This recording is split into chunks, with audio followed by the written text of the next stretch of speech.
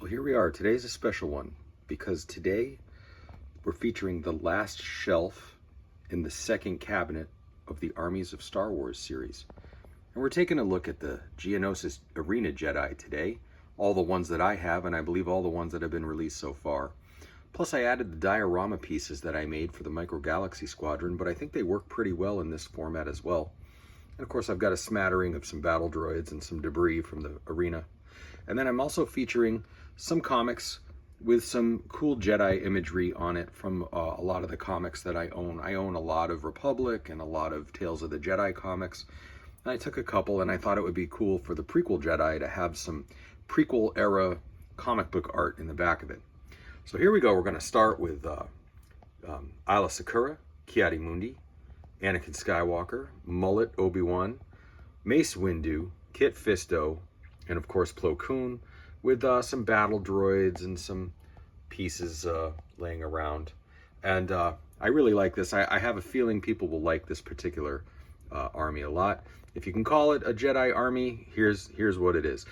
These two figures here, Episode 2 Kenobi and Mace Windu, these are from the outstanding SH Figure Arts collection that I have, which is, these are just incredible figures. Really beautiful, and I've got them both in actually neutral poses, but they're incredibly articulated, very well designed figures, at least in my opinion. And I think they stand in very well with the Black series. So there's the Army of the week. This is episode number 14, if you can believe it. But let's take a look at where we stand with both shelves completed now. So let's go out. All right, there's the Jedi Army. There's the Hoth Army. There's that really cool Praetorian Army that you don't see too much of. And of course, I've got the Dark Troopers. I took 2 of the Dark Troopers off and I have them displayed someplace else. I got Luke and Grogu in there. And then last week for lucky number 13, I thought we did something different, and I wanted to show you my Bomar Monk collection, which most people don't have a lot of Bomar Monks, but I do. And I know they're not Black Series, but I thought it made for a cool kind of Halloween spidery type of thing. And then we've got the Stormtrooper Tatooine shelf with the dewback and the land speeder. And then up there we've got the last of the shelves on this second cabinet with the Endor Troopers and the Ewoks.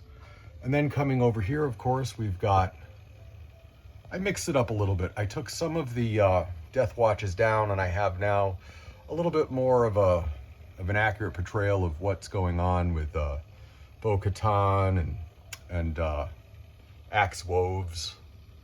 And then I've got another army I'm particularly fond of, the Emperor's Royal Guards, the classic Stormtroopers, and I got Sergeant Creel up there on the rotator. And then I got my First Order Stormtroopers, and I mixed up my battle droids a little bit. Now I've got a few super battle droids in the mix there. I've got the Jawas, off-world Jawas in particular, but both varieties, and a little R5-D4. This is the old one, and I still like the old one a lot. I actually prefer it to the new one. And then I've got my Sith Troopers and Sith Jet Troopers. And then I've got my Republic Commandos. So let's take a look. So here's where we're at now. And I've got the bottom shelves are just some bins that I keep other things in. So there's that one. And then coming over here, we've got that one. And then one more final look at the Jedi.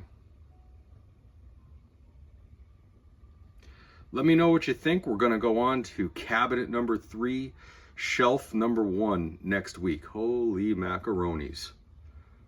Thanks so much for looking. I hope you like the Jedi. I hope it technically counts as an army. I think it does. Thanks so much for looking.